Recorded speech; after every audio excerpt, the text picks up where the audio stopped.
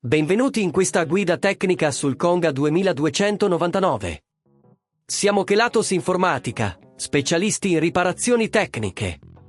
Ritiriamo il tuo dispositivo a domicilio, eseguiamo una diagnosi gratuita e ti inviamo un preventivo prima di qualsiasi riparazione. Nessuna telefonata, nessuno spostamento. Ci troviamo in calle Joaquín María López 26, Madrid comodo, trasparente e professionale. Link nella descrizione. Oggi affrontiamo un problema comune. Il tuo Conga 2299 fa un rumore strano mentre aspiri. Questo rumore può essere causato da vari fattori, come un filtro intasato o una spazzola danneggiata. Se non affronti il problema, potrebbe peggiorare e compromettere le prestazioni del tuo dispositivo, riducendo la sua efficienza e portando a riparazioni più costose.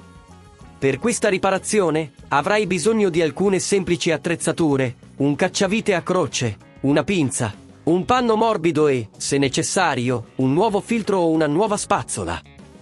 Iniziamo!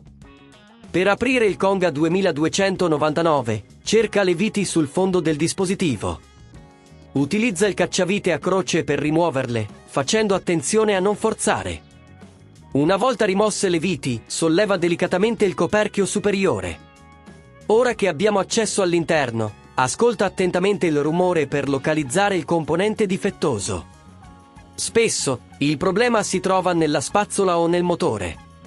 Ispeziona la spazzola per eventuali segni di usura o danni.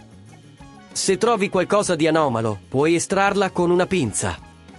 Ricorda di scollegare eventuali cavi con attenzione per evitare di danneggiare altre parti. Se a questo punto ti sembra troppo complicato, ricorda che da Kelatos ritiriamo il tuo dispositivo a domicilio e te lo restituiamo riparato. Se hai bisogno di sostituire il filtro, rimuovilo delicatamente e inserisci il nuovo, assicurandoti che sia ben fissato. Dopo aver sostituito il componente difettoso, riposiziona il coperchio superiore e riavvita le viti, facendo attenzione a non stringere troppo.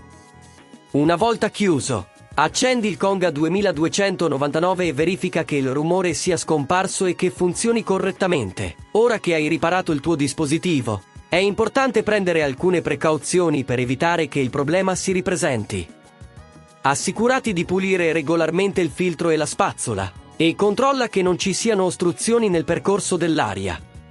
Se non vuoi rischiare di danneggiare il tuo dispositivo, da Kelatos lo ritiriamo, lo ripariamo e lo riconsegniamo a domicilio in tutta Italia. Link nella descrizione.